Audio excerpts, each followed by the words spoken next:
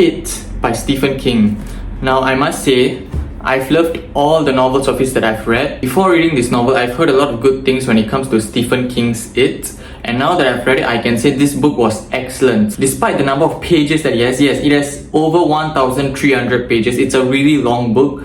It still is an excellent book, and I would recommend it anyways because I was gripped from the beginning of the story all the way to the end. Let's dig into it. By the way, there will be spoilers for the book in this video. The story follows a young boy, Bill Denbrough, who lost his brother to this monster called It.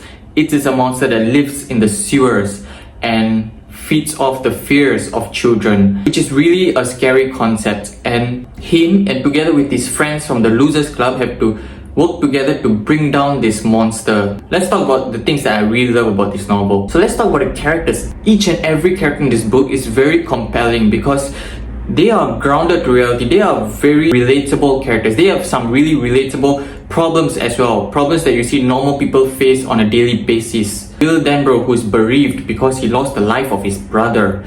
And then you have Beverly Marsh, a girl who gets abused by her father, and then after she grows up, she gets abused by her husband. Like, give this girl a break, man, seriously. And then you have characters like Mike, who has to face the reality of this world, that some people are always going to discriminate you because of your skin color. And then you have Ben Hanscom, who gets bullied a lot because of his physical appearance, but he's a really smart boy and very hardworking as well when it comes to education. Same can be said about the other characters as well. Richie Tozier, who might be one of my favorite characters in this book. Eddie Casbrook, another great character, as well as Stanley Uris. We don't get much of him in the adult phase, but he's still an excellent character. But it's not just the Losers Club who gets all this attention to them. Henry Bowers, he's a really evil character. However, Stephen King finds a way to make his character justified in the way why he's so evil.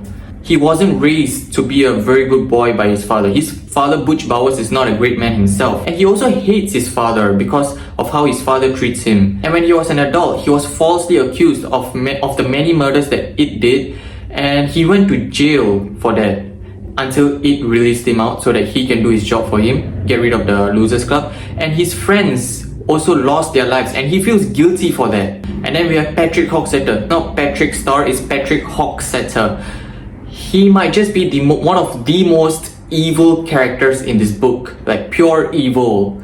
Some of his actions cannot even be justified that well, like because of sibling rivalry, because he felt that he was getting less attention from his parents compared to his younger brother. He killed his baby younger brother. Now that's pure evil, and the way he killed it, when the baby was just sleeping in its cradle or the bed, and then he just pushes the baby over, and oh my goodness, that is so devastating to read. That was so evil and scary too. Then let's talk about themes. Stephen King novels have some great themes in them, and this is no exception. From facing your fears to getting revenge and so much more. And what I really appreciate is that he writes them in the most subtle way possible. Like, he's not saying straightforward, okay, I'm facing my fears now. No, he's writing them in the most subtle way possible. And that's the best way, in my opinion, to write themes. Let's look at some examples from the book. It occurred to him that kids were better at almost dying, and they were also better at incorporating the inexplicable into their lives.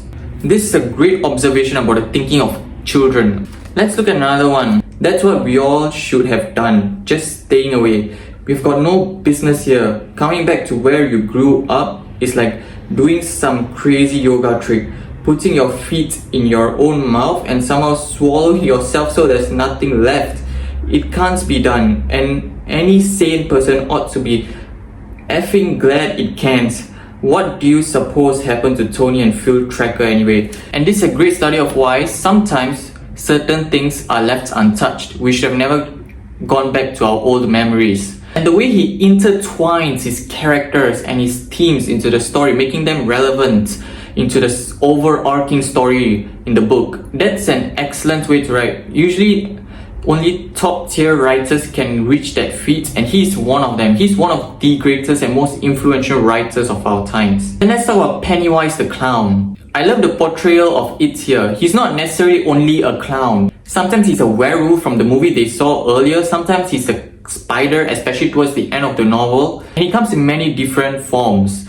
especially forms that children fear the most. Stephen King once said, when somebody asked him, why do you choose for the character of it to be a clown mostly? And he said, he thought about things that people, especially children, find most scary, and he said it was clowns. And that's why he chose the clown. Despite not showing it most of the time, I mean, I'm not gonna lie, it was not seen most of the time in this book, but his presence can be felt. Certain things that happen in this book are all influenced by what it is doing. Like so many of the actions that happen in this book are influenced by what it is doing, what it wants them to do. And that's even more scarier if you think about it. It creates this really scary and creepy feeling that you are being watched at all times for the characters. Now let's talk about the brutality of this book. There's a lot of gore and blood in this film, and the way he portrays them is just brutal, man. The way people are killed is gruesome in these books, and he adds to the horror elements of the book, especially when you are reading that scene and then you're trying to imagine how that scene went. It really adds to the horror elements of that book. And let's talk about the unexpected stuff. Yes, there were a couple of things in this book that happened that threw me off guard. First, let's talk about the turtle. I did not expect the turtle. I'm not gonna lie. The turtle just came out of nowhere for me. At first, Pennywise was talking about something like a turtle, and then suddenly you see a turtle. I was so shocked. I didn't know how to feel when I saw that. I laughed a bit inside. I found it a bit funny, but I didn't know how to feel about that. The scene where Beverly is getting abused by her husband as well as her father were things that were very unexpected and brutal, and like, give this poor girl a break, man. Somebody just give her a break. She's been through enough already. The way and the way that it managed to manipulate Beverly Marsh's father to make him think that she was doing some not very good stuff with boys because she was hanging out with boys, and it made a way to make him see all that. That is just some manipulation, and that is just pure evil, man. And towards the end of the book, a lot of people were dying. Like, there were a lot of deaths in Derry. And the way they were dying also, like, it was so unexpected. Audra, who is Bill Denbrough's wife, met up with, I think Tom was his name, Beverly Marsh's husband at the end, and how it all linked together at the end, how it's just brilliant. All the characters also felt relevant because of that, because they're all linked back at the end of the story. And let's talk about the timeline. It switches between them in their childhood as well as them in their adult phase. And at the beginning all the way to the middle, it was separate, but when it came to the end, he was mixing both of them, especially the time when they were fighting it in his spider form. So something happens in the childhood phase, and then he would cut off that word, and then he go to the next line, finishing off that word, and then he will start writing it for the adult phase. That is such great transition. He knows how to use this medium of storytelling very well. This is an excellent writing. Absolutely love Stephen King. If you have any other suggestions of his book, let me know in the comments below. If you like this video, click the like button, and if you want to see more, subscribe to my channel. See you guys next time. You guys are always the best.